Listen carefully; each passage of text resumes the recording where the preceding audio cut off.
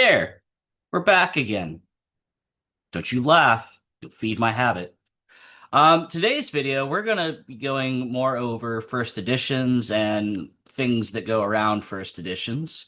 This is in response to another YouTuber's comment that got left in my Harry Potter first edition video, Mr. Josh Graff. Let's crank up the screen share and see what he had to say. And we're sharing, share, all the share. And yep, there's my goofy face, a guide to identifying Harry Potter first edition. See, 1 day ago, which is yesterday. All 24 views and one comment. Go us. Can you talk about other resources you use to identify first printings of other books? Maybe a useful website or book you use. Good question, Josh. And yes, I can. But just to let everybody know, I love feedback. The only way I get it is if you leave a comment. So leave more comments, please. And a lot of these resources, they're already in our Patreon Discord group. And I plan to release videos on this kind of content slowly, as there are some other things outside first editions I'd like to do. But we will do a video today, because I think it'd be kind of fun. And since we're on point of yesterday's video, it just makes sense to do so. But before we do, Josh Graff, again, is a YouTuber. And here is his channel, at Josh_Graff. And see, he has a beard. I have a beard. Therefore, all booksellers have beards, especially the women.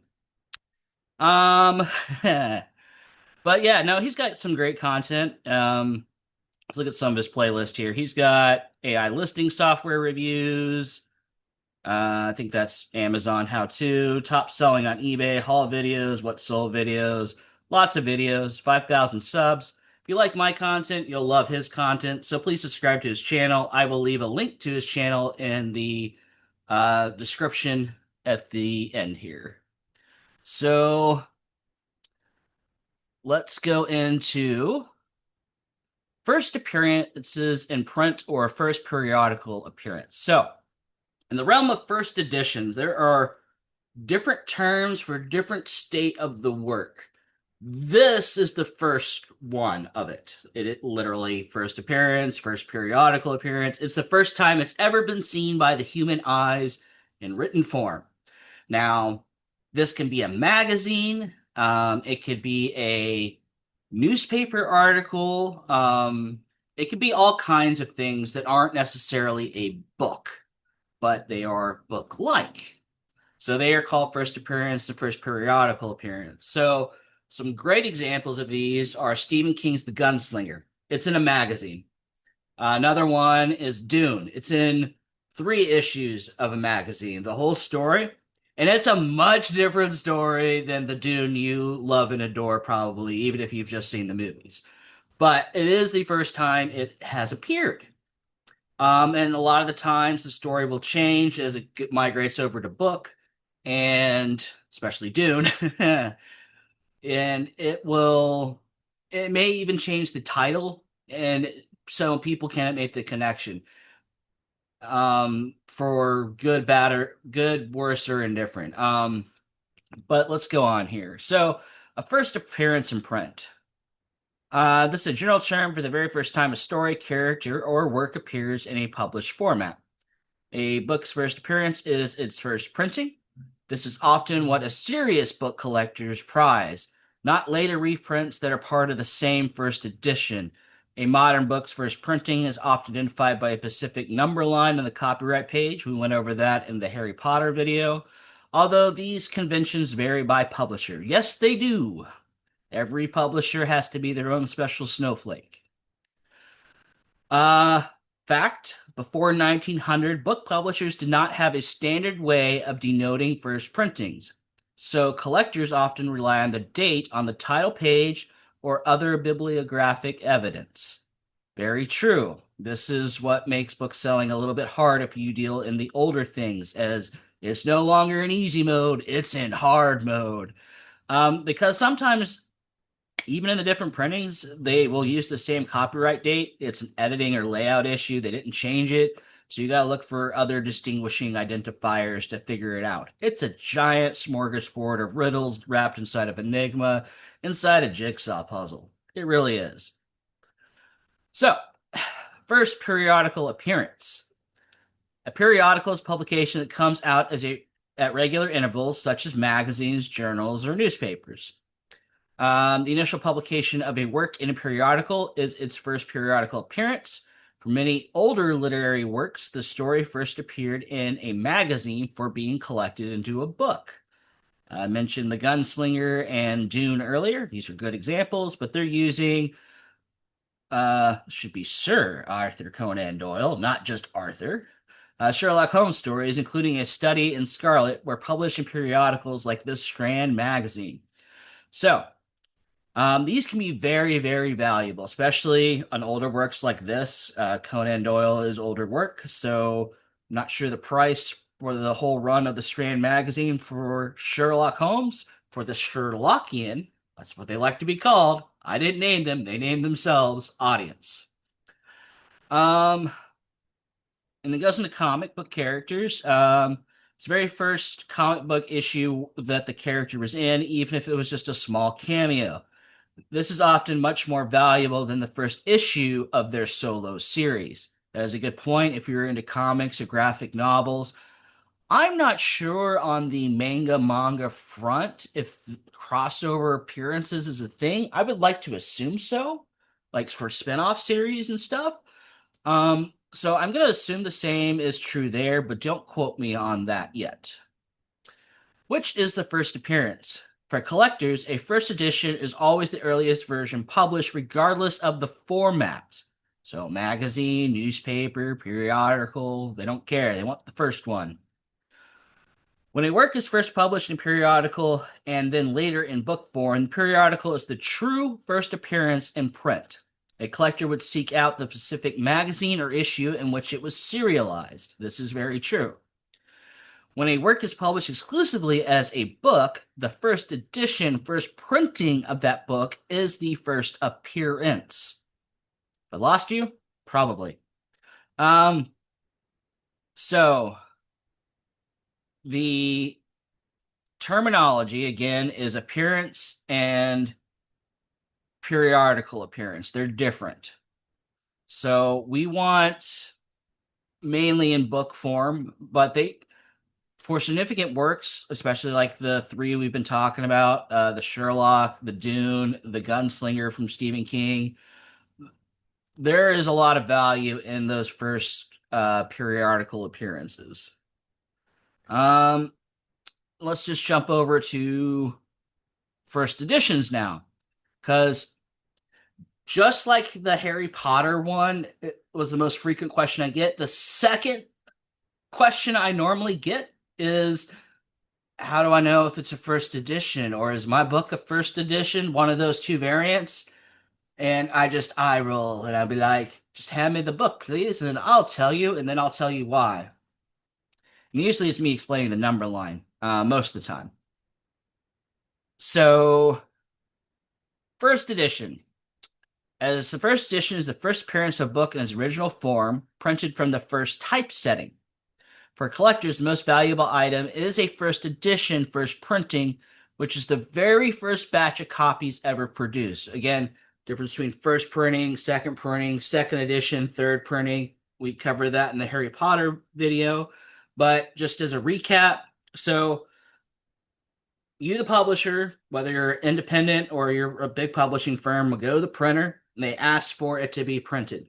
So whatever gets printed, it's the first time you've done this for this work of book, it's a first edition, first printing. No matter if you put one copy in that run or 10,000 copies in the run, that is a first edition, first printing, no matter what.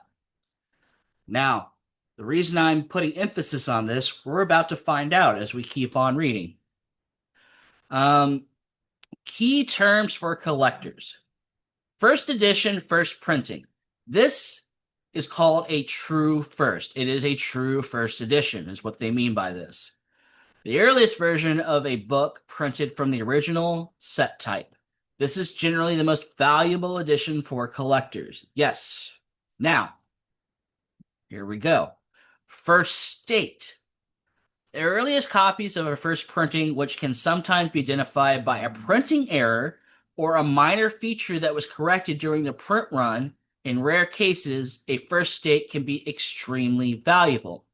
So let's say you're doing your first edition, first print run, you've done 5,000 copies, you notice that, I don't know, some of the half the letters of the last word on the page are cut off, or something was duplicated. It's kind of like banknotes. They got flaws, right? So this is a flaw. So they're going to stop it and they're going to correct it real quick and then they're going to continue the print run. So that would be that new corrected one would be a first edition, first printing, second state. I know your mind's blown, right? But it's basically stacking on the order of occurrences that have happened to identify what the status of the book is in.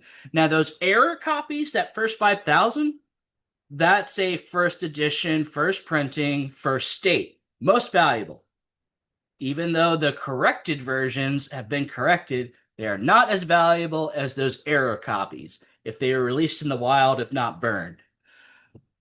Book burning's bad. Don't burn books, people. All right, going on. First trade edition. The first version of a book released for general commercial sale if a limited run signed edition is released before the general public's version. The latter is called the first trade edition. So whatever was on a newsstand, a news rack, in your pharmacy's little spinny rack or rack on their counter, that's what you're going to call a first trade edition. Now, is it a first edition, first printing? Yes, but it's of a trade edition, which is not a true first. It's not the first time it's ever been printed. It's not. Let's see, scroll down, check the copyright page. Again, we're going to go over some number line, first edition, first printing, or first published. So the number, again, every publishing house is going to be different. You could be 1 through 10. Ascending or descending counts down to 1. Usually, general rule of thumb, and it's a general rule, is whatever the lowest number is on the number line, that's the printing number. So if it begins in a 1 or ends in a 1, that usually is a first printing. Now, when you have, what is it? I don't know. We're all out of order. 1, 3, 5, 7, 9, 10, 8, 6, 4, 2. Let's see what they're referencing.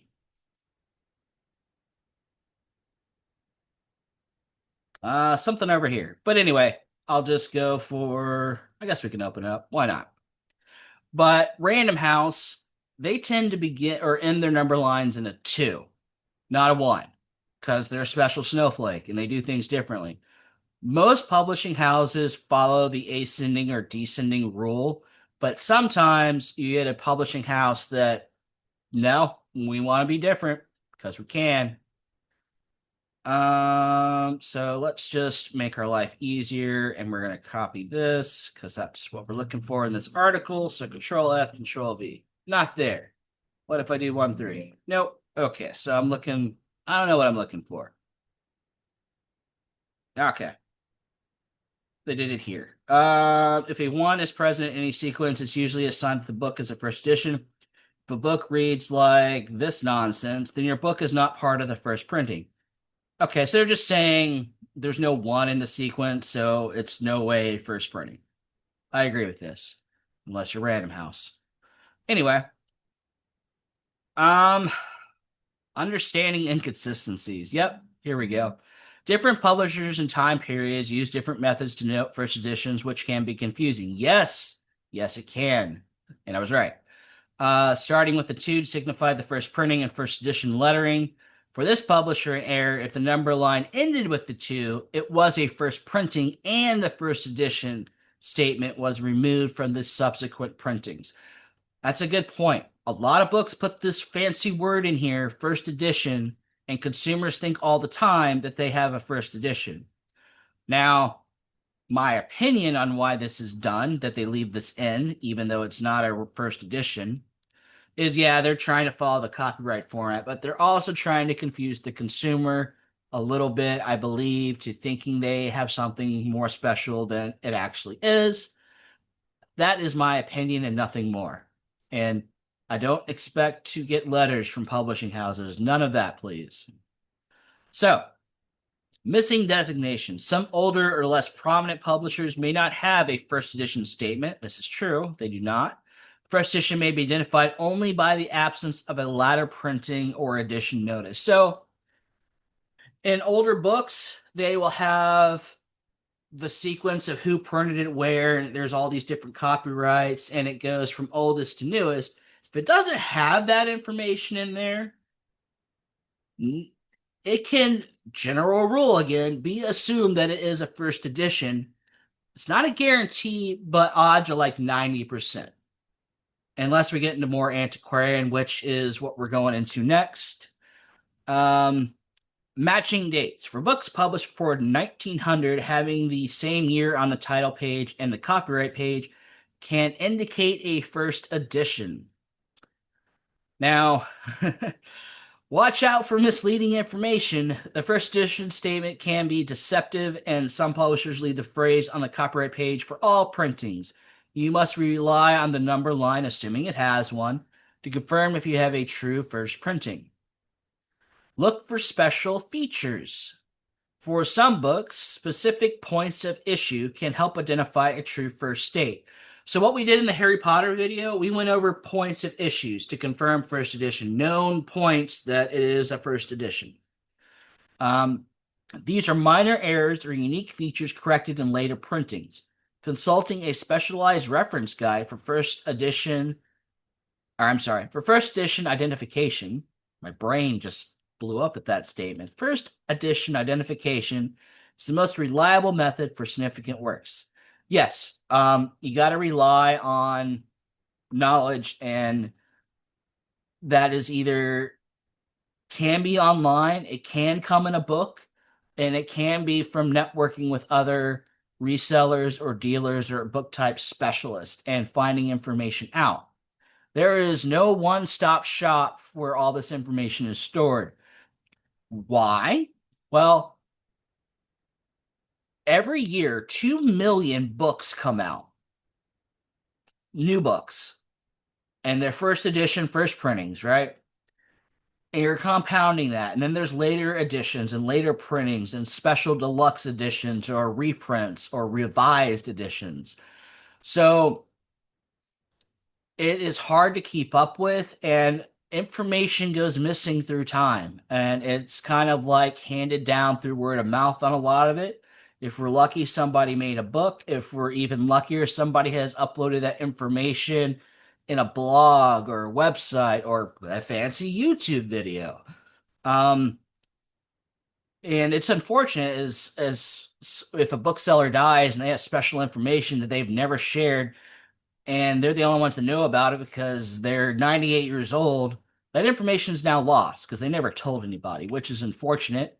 I get that trade secrets is a thing, but I think also stuff like that, at least put it in your will or something. Like, here's my manifesto, life's work of book knowledge. I'm dead now. I don't care. You all fight over it. That would be great. But that's not really how it's done, and that's wishful thinking on my end. All right, so moving along. What are different types of first editions? But we just went over this. Yes, but there's more. There's always more. Several terms describe different kinds of first editions, but the most sought after by collectors is the true first edition, first printing.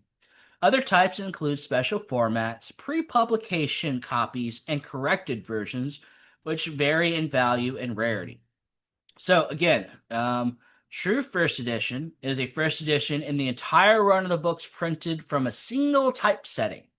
So if we go back over here, combining our information, first state, that's what they're meaning by the original typesetting here, at least if it's in regards to first edition, first printing. Yes, and they're going over more again over the number line. You guys know about that. First state versus second state. So during the first printing, minor errors like typos can be corrected partway through the run. Copies printed before the correction are the more valuable first state, while those printed at are the second state. Both are still considered part of the first edition first printing. So I know, I know. It's so hard. They make it so hard. But don't worry, they're going to make it harder. So, special format editions. Some books are published in multiple formats, each with its own first edition. First trade edition. So that's just what the book physically looks like. Same book, just it's the trade edition. The version produced for general commercial sale, available in bookshops, often released after a more exclusive limited edition. Why? Money. It's always money. Always has to do with money, always will have to do with money. First, thus. This term describes the first printing of a book in a specific new format or a new publisher. Examples include the first paperback edition, the first illustrated edition, or the first publication by a new publishing house.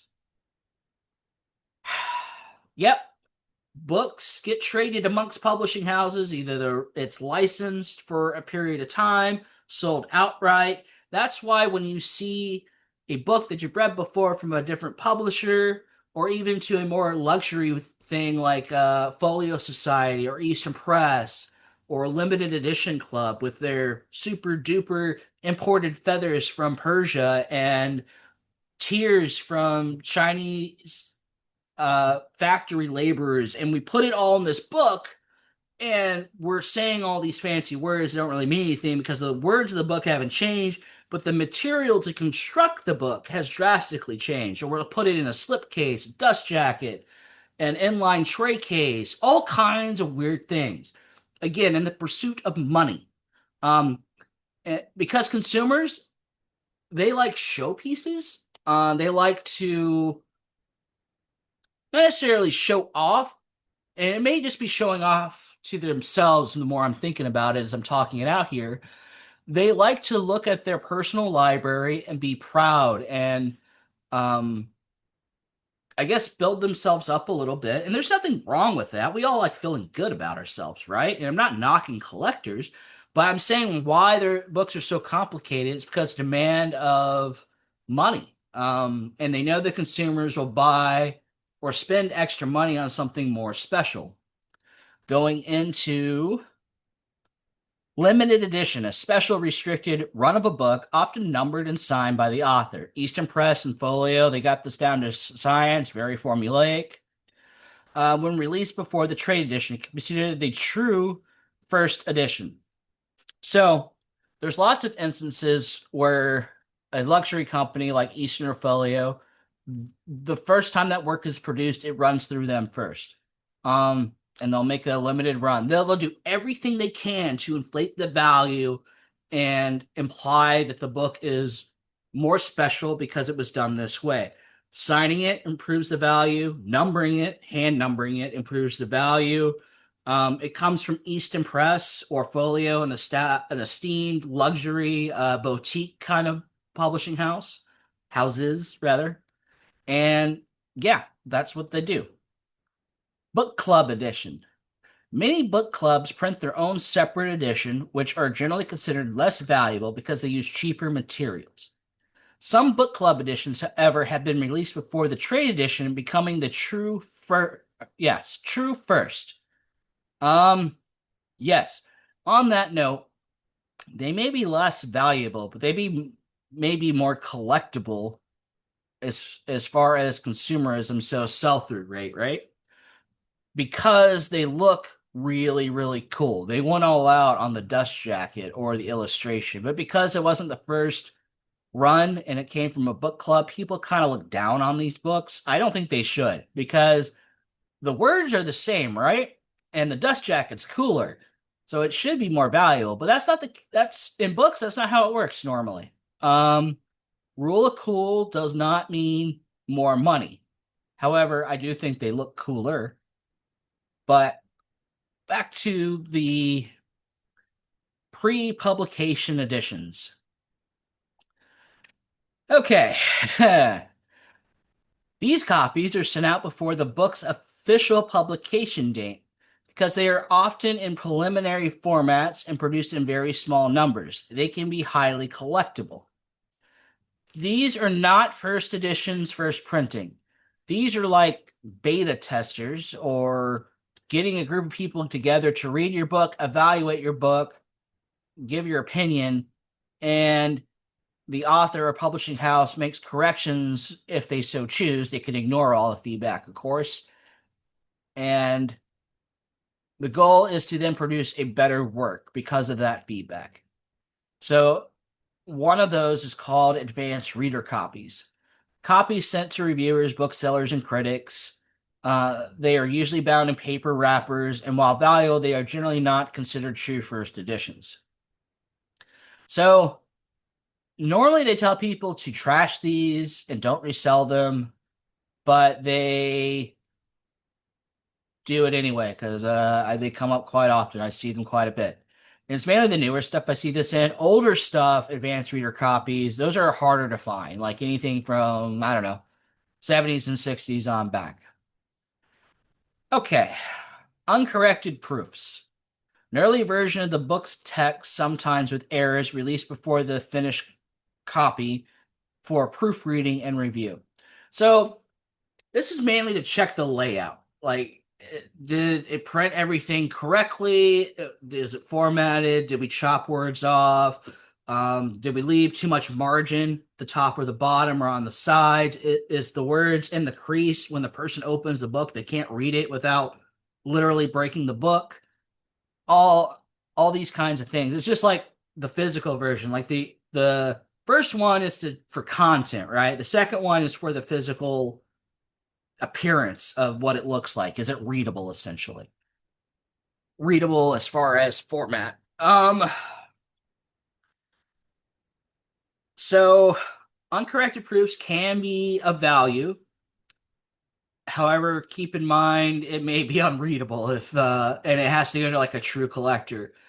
These are pretty abundant these days. They're generally not supposed to hit the market, but they come up quite a bit, just like the advanced reader copies, also called ARC. A lot of people like using the word ARC, which is just advanced reader copies. The other thing that's not mentioned here, which I'm surprised, is there's a thing called author copies that went directly to the author. It'll sometimes say author copy spelled out in the book. And it was meant to, this is your freebie, and we're notating and making an extra special just for you that this is your personal version for your book. This is an author copy. And there can be multiple author copies because sometimes they are multiple authors that make a book together. You've all seen this a lot, like Kornbluth and Poul Anderson. They get together and collab all the time. Trying to think of some other pairs. There's a couple husband wife teams. Tracy Hickman and the other one. They're always together. They did the Dragon series for Dragonlance. Anyway, going on. So my brain has failed me. Is it hard yet? Is it hard? We're about to make it harder because there are regional and corrected editions. So, we did this again in the Harry Potter video. We went over the four regionalities. There's more, but the main two, and this is always the conflict, it's kind of like a friendly competition, US and UK. They're probably the most commonly collected one because both of those markets are more consumers. Yay, consumerism. US market first edition versus UK market first edition, which is the true first edition. What it really comes down to is who printed theirs first. Now you can have simultaneously printed thing, they both come out at the same time, and then you're just left with regionality. But like in the case of Harry Potter, everybody was kind of like a year behind versus releasing at the same time. So it's usually first one there wins when it comes to collectability. But let's see what they had to say here. First US or UK edition. For books published internationally, there can be a first edition for each country. This is true. The first edition printed anywhere is the true first, with subsequent country-specific first editions designated accordingly. So, just like Harry Potter or any other book, comes out in the UK first, comes out in United States second, Canada third, Australia fourth. There is collectability as far as, yes, they are first editions, first printings for that country. Some people like collecting the world like that. All first editions, all first printings from all regions of the world. That's an interesting collectible market for people that collect that way. But some people only collect UK first editions. Other people only collect Canada first editions. So as far as your hobby goes, you can slice it up however which way you want. But as far as value goes, it's usually whichever one released first. Bottom line, I don't care if Canada came out first or Australia or Germany or Singapore. All right, so second or revised edition. This term is used when the book's content, such as text or illustrations, is substantially revised. It is distinct from later printing of the first edition, which uses the same typesetting. So, yeah, I kind of explained this earlier. Any kind of change or addition, adding illustrations in, that's when we're going to go on to second edition, third edition, fourth edition, or revised edition. And yeah, so putting all of this together is how you can identify things for value. As far as first editions, first printings, first appearance, first periodical appearance, like in a magazine, first state, first trade, first thus, first edition, first printing, and to true first editions, to first trade editions, to limited editions, to book club editions, to advanced reader copies, uncorrected proofs, regional and corrected editions. That's a lot to remember. And publishers make it confusing as well because of number line speciality. This is how we do it in our publishing house. And yeah, that's how you do it, folks. But let's get into something more interesting, as I felt like I've given a history knowledge lesson, which was the point, I guess. Come back to this in a moment. So for funsies, I asked it this question. I knew it would give me, can't tell me, because the market's always changing. Collectors' tastes change over time. So what was collected 50 years ago isn't necessarily collected in today's market. Doesn't mean that value has gone down on those books that were collected 50 years ago. There's just a new generation of collectors out there, and all people are different, right? And have different tastes. And that includes books. Nonfiction more popular, classics more popular 50 years ago. Today, I would say fiction's probably more popular, especially like mystery and fantasy, honestly. Maybe even romantasy. No, Johnny, you're wrong. Don't go there. Stay away from romantasy. Bad place. Very bad. All right. So we got William Shakespeare's first folio from 1623. We got a $10 million sales tag here. The Gutenberg Bible. I had a friend recently, Library of Congress. They got the Gutenberg displayed there. I did ask her, do they turn a page a day or do they just kind of leave it open? She didn't know, but it's okay. 48 known surviving copies. Man. And let's see. The Federalist from 1788 sold for $450,000. The Bay Psalm book from 1640, 11 known copies. There's only 11 of these. There could be more, but as far as anybody knows, there's just 11. $14 million. Man. Harry Potter. We did a whole video on this. Hey, I feel validated. Look at me. Alice's Adventure in Wonderland from 1865. So here we go. The original print run was recalled due to the illustrator's dissatisfaction with the quality. Alice in Adventures in Wonderland, heavily illustrated, so I understand why they did this. But technically, that is the first printing of the book. Now, with recalls like this is what's supposed to happen. They're not supposed to come out into the public. They're supposed to be thrown away, stored away, never to be seen the light of day. You know what? Treasure hunting happens, and these books just magically appear because through the course of time, wherever they were stored at changes location, and then some random ends up with these things, either in onesies or all of them. And that's 22 copies known to exist, making a true first edition exceptionally rare. I mean, that's just fun. That's just fun right there. I'm a bookseller. See a little smile on my face? Love stuff like this. The Great Gatsby, 1925. Iconic dust jacket is a key element of this valuable first edition. For issues of the dust jacket have a hand-corrected typo, which increases the value. So instead of sending it back to the printer, some poor sap with a pen, or however they corrected it, or stamp maybe, by hand went through these books and corrected it. Like drew an X, crossed it out, did something, and made whatever correction was necessary just to sell the book, because it would have been more expensive to go back to the printer. So if it's got the hand corrected typo, more valuable for Mr. Gatsby there. Oh, look at this. The Hobbit from 1937. This is my background. That's what the dust jacket looks like. This fantasy classic had a small initial print run of just 1,500 copies in good condition, with the original dust jacket command high prices, and inscribed copies could be even more valuable. Very cool. So in the Harry Potter video, I used a website called First Edition Points, or fedpo.com.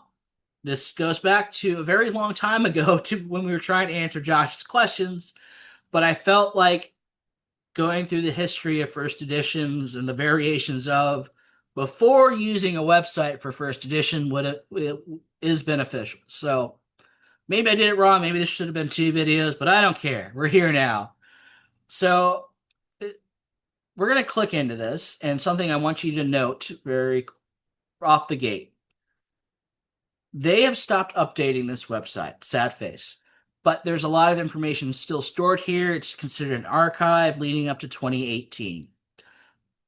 A lot of this has been uploaded by users, validated, corrected. So it is very trustworthy. A lot of booksellers still use this site. A lot of book collectors use this site. So now you're in the know. First edition points, or FEDPO. They should have just been FEEP or FEP, as that makes more sense than the way they did it. Or maybe capitalize the I. I don't know. Consistency bothers me. Anyway, we can see some of the Harry Potter videos they got right here for the most searched thing. Remember, most asked question, most searched for on this website too, as it's not just me, it's everywhere for Harry Potter. So what do I have here? Oh, yes, you can do this author search, the first and last name, or just the book title, or just the year published. So for funds here, let's do Peter and last name eventually. And we're just going to search. We're going to ignore this error and just say send anyway. And I'm going to get 2 options. I'm going to get Jaws and the Deep. And in one of my previous videos, I had one of the covers from the Deep on there. So let's do the Deep. Whee! So it'll tell me right off the gate here the year it was published, author's last name, first name, the publishing house, the original price, and the page count. So right off here, these are identifying points. The page count is off. Well, not a first edition, first printing. So they kind of just restate this from this block up here. They do mention that first edition is specifically mentioned on the copyright page. The book is green with a black stripe along the spine. Well, I can't see the spine, but I believe. And let's see here. Yep, right here is where they say first edition. You got the ISBN, the catalog number. There, up here on the dust jacket flap, we're confirming the $7.95 price. Um, this is the back of the dust jacket, which is of the author. Oh, what do we got here? I guess they're just showing us what is. Oh, this is the other dust jacket flap. So making sure things match up. And let's go look at Jaws real quick. Won't go as in detail, but this is what the first edition of Jaws looks like. It does say first edition down at the bottom. Got the $6.95 price. I believe they say it up here. Yep, $6.95. Double day. Did we got a double day?